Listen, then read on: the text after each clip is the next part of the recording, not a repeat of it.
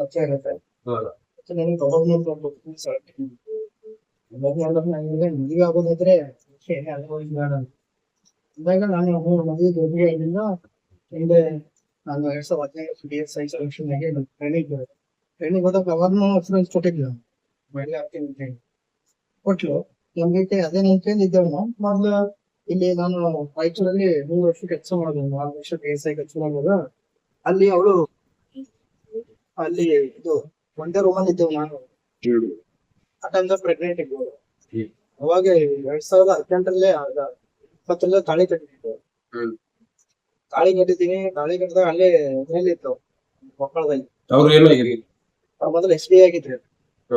ಹಿಂಗಡೆ constable ಆಗಿ ಇಲ್ಲಿ ರಾಯಚೂರು ಬಂದಾಗ ಒಂದೇ ರೂಮ್ ಇದ್ರು. ಕೊಪ್ಪಳದಲ್ಲಿ ಒಂದೇ ರೂಮ್ ಇತ್ತು.